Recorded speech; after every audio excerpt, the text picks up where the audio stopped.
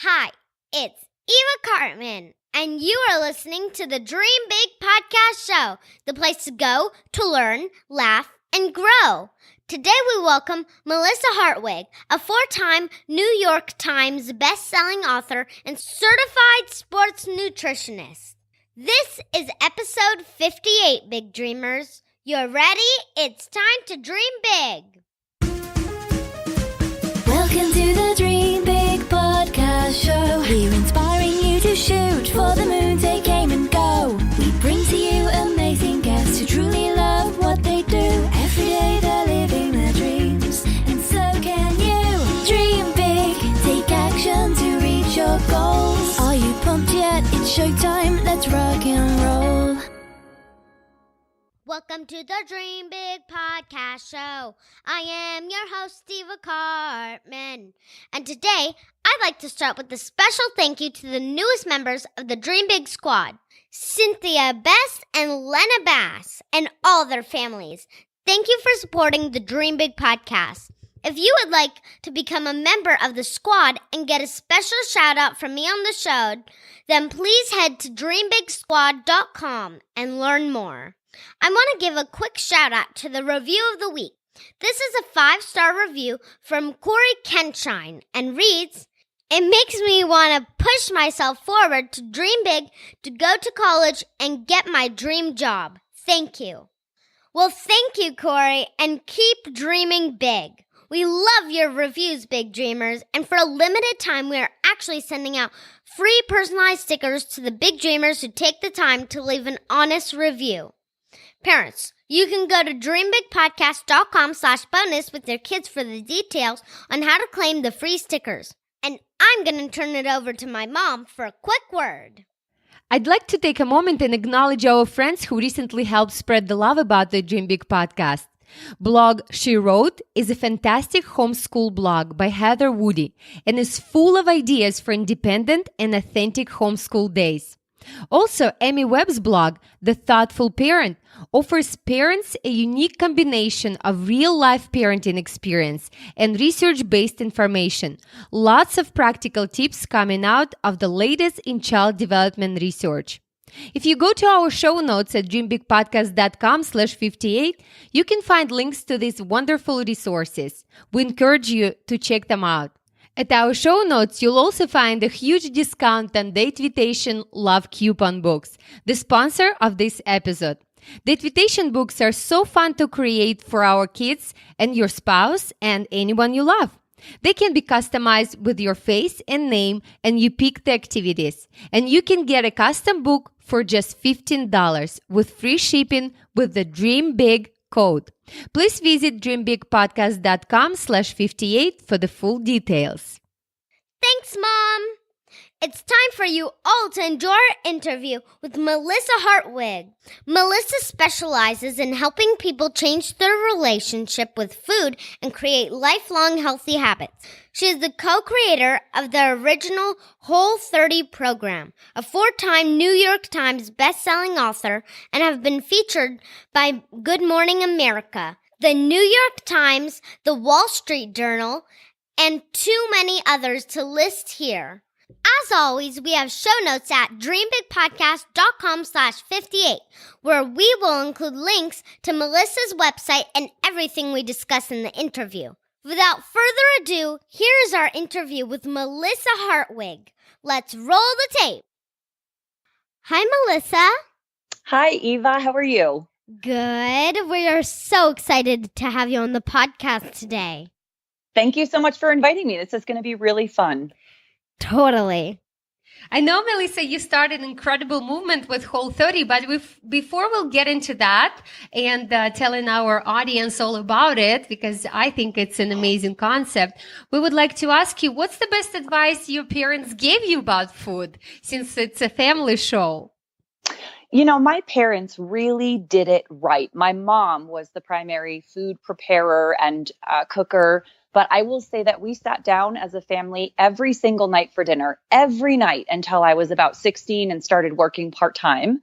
And that had a huge influence on my relationship with food and how I thought about food and my family. And my mom was pretty strict. They only let us have kind of treats and junk food for very special occasions and only in small quantities. And I really resented them at the time for it. But in looking back, I'm so grateful that they raised me with the idea of healthy, balanced meals, vegetables with every meal, fruit as snacks, lots of water instead of soda and sugary juices. Their idea of healthy was different than my idea of healthy now, but they really instilled in me this idea that food should be nourishing. It should be a shared experience. It should be something special. And I really appreciate that now as an adult.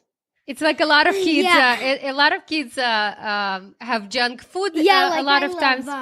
Slurpees and popcorn and Sour Patch Kids.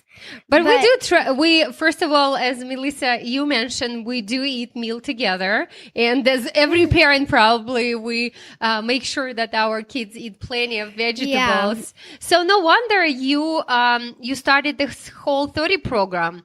And I'm curious, when did you become? Do you think that was the time when you became so passionate about the food, when you were a child, or it happened later in life? No, it happened much later in life. I wasn't particularly into healthy food or exercise, and I actually kind of took my life in a less healthy direction for a while. I got tangled up with the wrong people when I was in college, and I made some really bad choices, and I wasn't particularly healthy during that time in my life. And when I decided that enough was enough, I really needed to pull my life together and get on a better track. That's when I started exercising more, paying attention to what I ate. I started kind of really just filtering out all of the unhealthy things in my life and made new health-minded friends. And I started to do more healthy activities instead of going out late at night. And all that sort of when it shifted for me was when I was in my early 20s and really decided that it was time to take charge of my life and start living a healthy lifestyle. That's really where the Whole30 started. And I was wondering, since some of the little big dreamers out there are not really into healthy foods, could you share why it is important eating healthy foods and how it makes an impact on their energy and mood? Because they may get more excited about it. Like, why is eating tons of salad and veggies such an important part of a healthy diet? Eva, it's such a good question because I think so many people associate eating healthy with weight loss or body weight. And that's the association that's so often made in the media, on TV and newspapers and magazines, that you eat healthy simply to control your body weight. And let me tell you, food is about so much more than just your body weight. I think people don't understand the impact that the way you're eating has on your self-confidence, your self-esteem, your energy, sleep, digestion, aches and pains. People don't think about the fact that they wake up every day and their shoulder hurts or their knee hurts, or they have seasonal allergies or asthma or migraines or depression, and that the food that they're eating is directly contributing in a really negative way to those conditions. So what I find is that when people take control of their food and feel like for the first time in their life, they're in charge of their food instead of their sugar cravings, carb cravings, junk food cravings being in control of them, the self-confidence that brings spills over into every other area of their life. It is that powerful.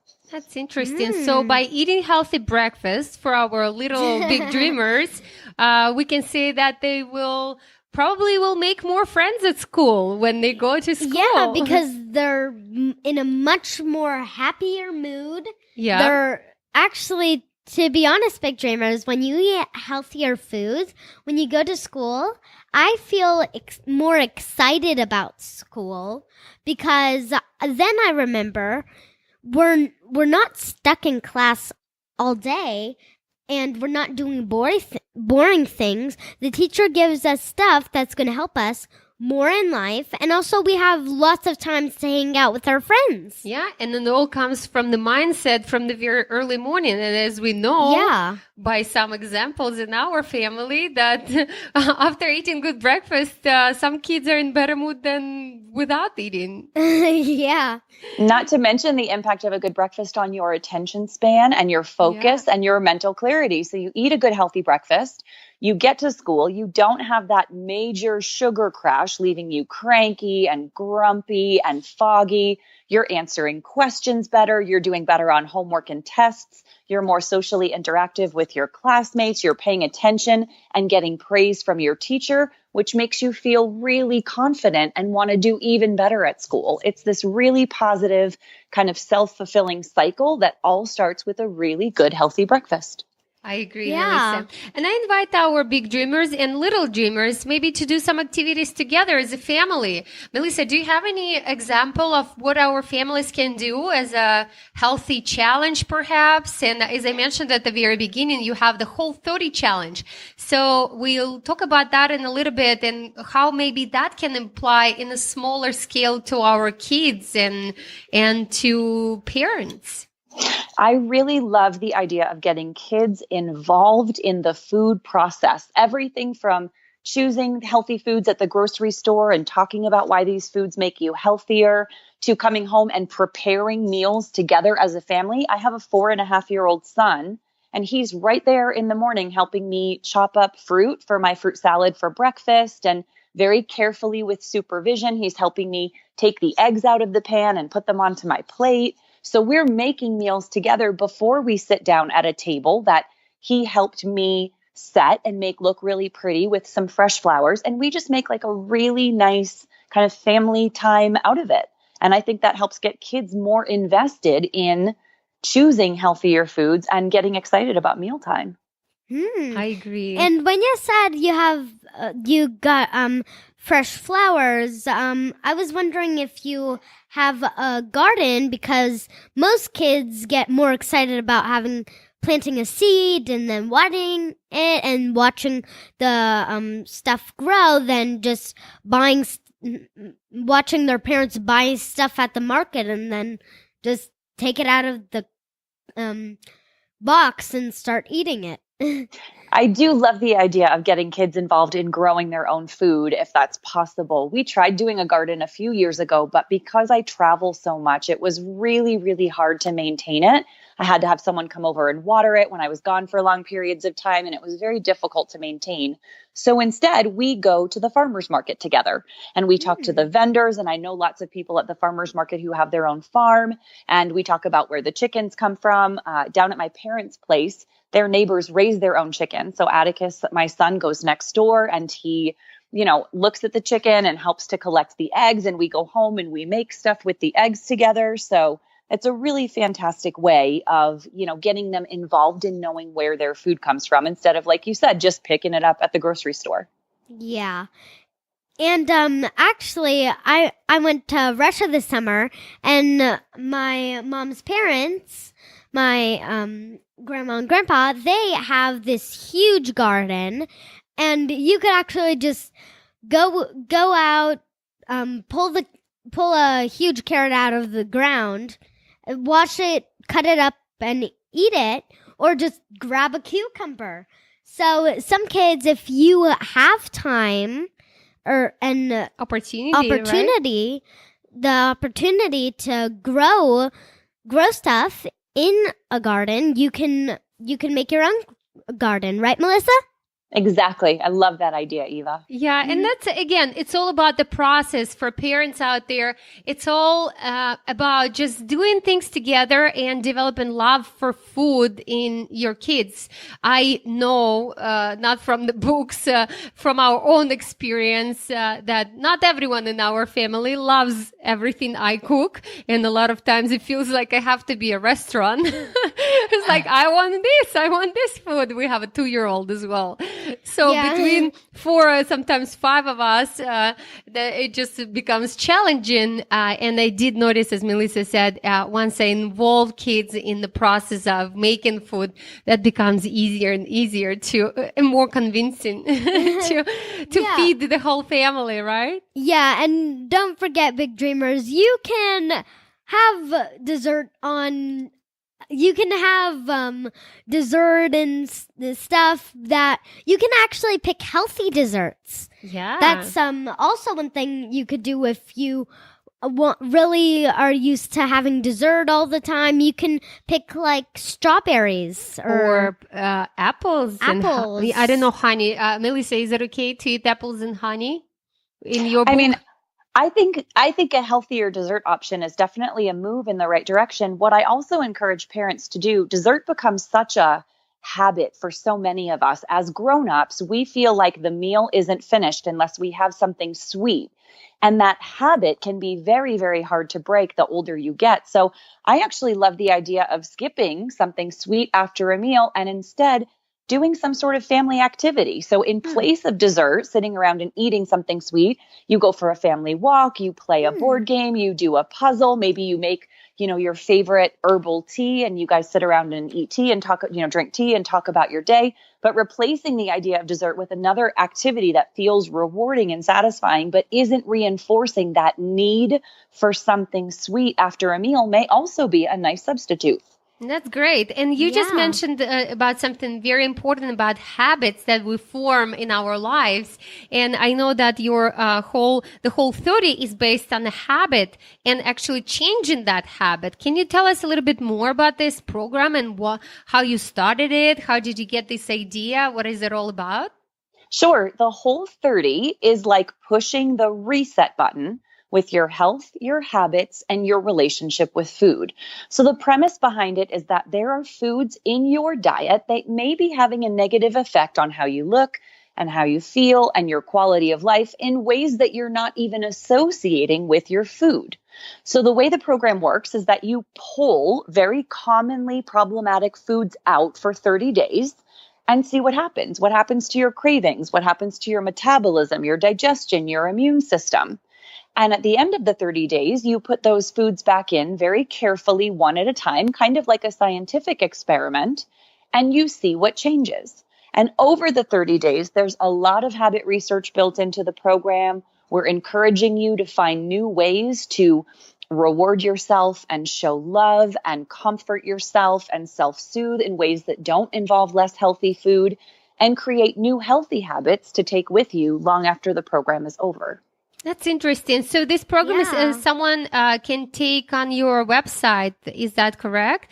This is the free program. I know you wrote a lot of books and planning to have books out, but this is the program that's always free and always will be. Is that correct? That's exactly right. The whole 30 program in its entirety is always and will always be free.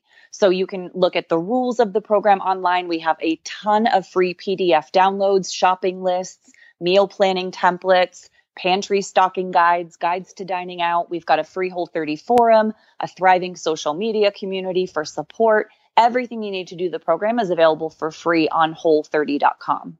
Wow, that's interesting. Wow. So for parents out there, I'm suggesting you, first of all, you find Melissa and Melissa, if I'm correct, you when you do these challenges, it's like the storm. You take in social media by the storm, and people posting their foods, people posting their examples of what change. Can you tell us what can change when people change their habits and change their diets?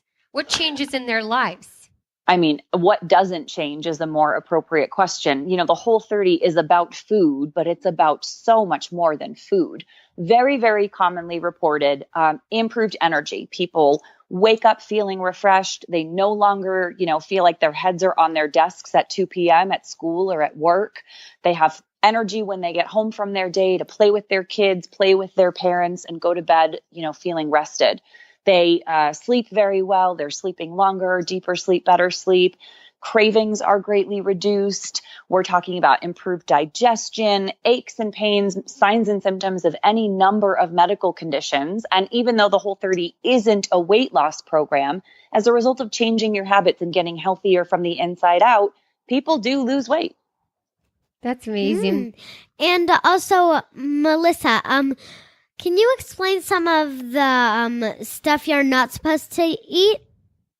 Sure. So for 30 days, you're going to be eating meat, seafood, and eggs, lots and lots of vegetables and fruit, and natural healthy fats. So you're really eating nothing but whole nutrient dense food for 30 days. What we're pulling out for 30 days would include all forms of added sugar.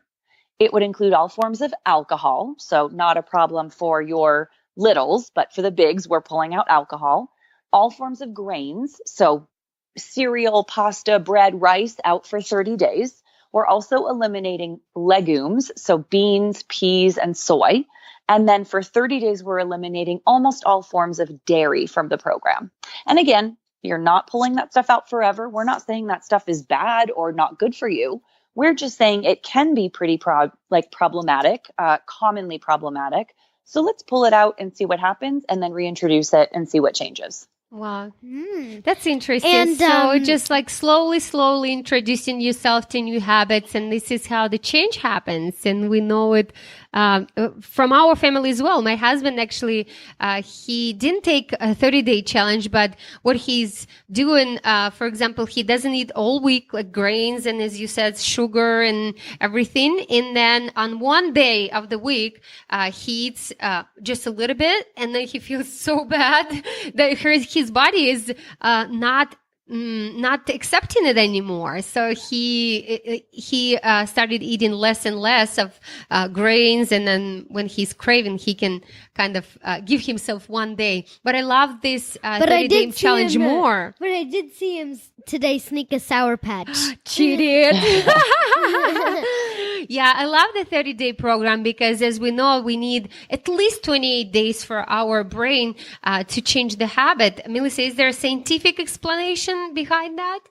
Actually, there is. I think it's very commonly reported that habits 21 days to make or break a habit, but that's actually inaccurate. That's been mistranslated from very old research from, I think, the 1950s.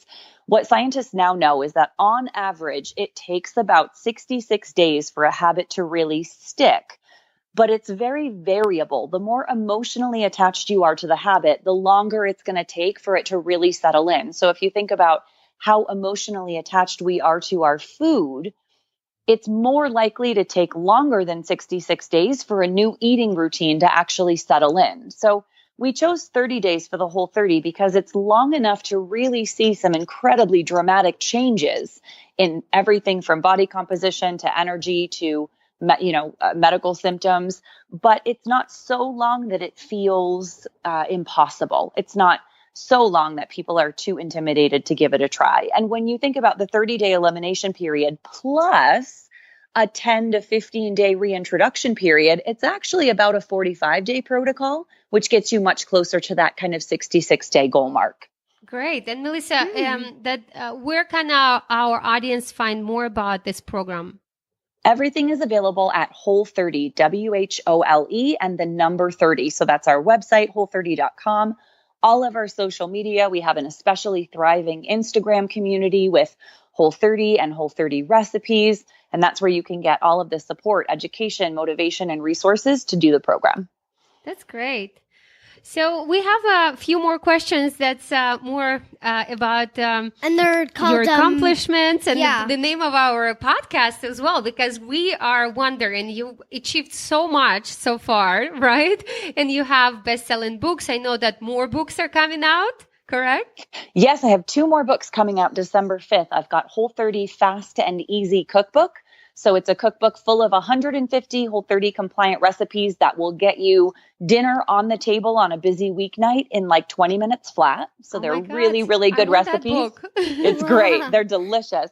And then I have Whole30 Day by Day, which is a daily guide and reflective journal to help you through every single day of your 30-day program. And those are both out December 5th. That's great.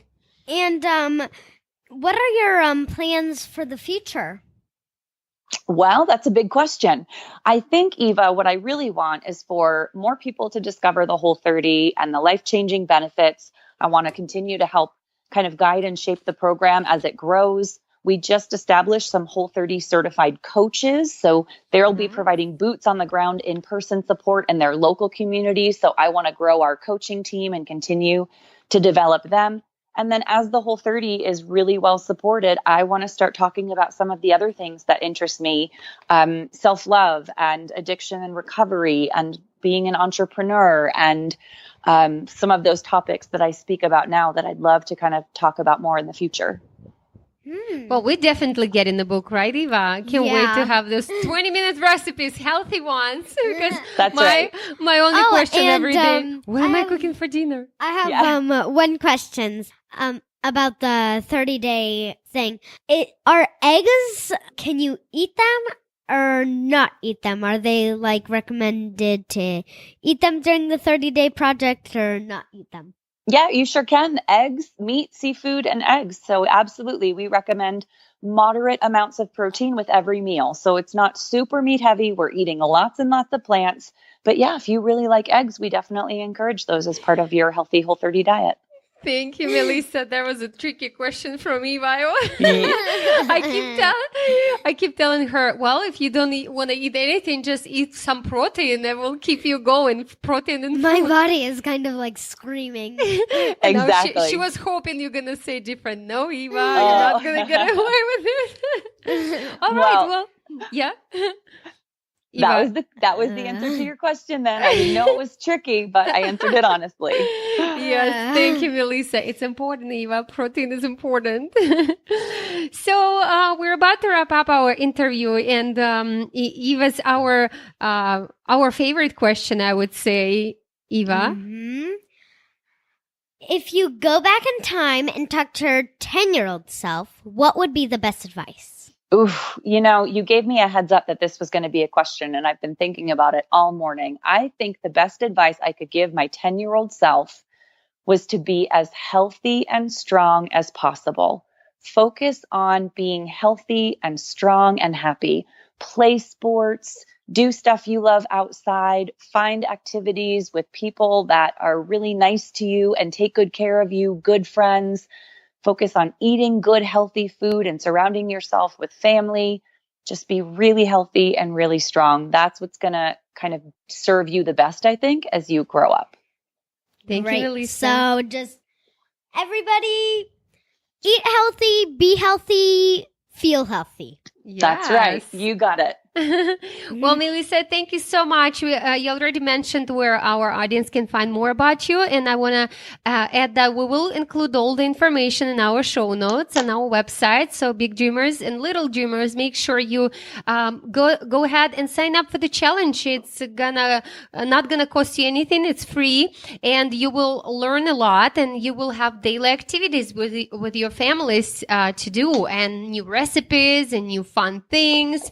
And as a benefit, of course, you will feel better. You'll achieve more as a result. You might even lose weight. Overall, it's all about your health. It's about your mood, and it comes from inside and then out. So please go ahead and sign up and let us know how you did it. And I just came up with something. Yeah. The EBF. Eat healthy, be healthy, feel healthy. I love Right. it. Fantastic. Awesome. So once again, Melissa, what's that website where our audience can go to? It's whole30.com. Awesome. And I'm looking forward for your new book. And maybe we'll meet once again. I would love that. I would love to talk to you both again. Thank you so much. This has been really fun. Thank you. Have a great day. You too. Bye. Wow.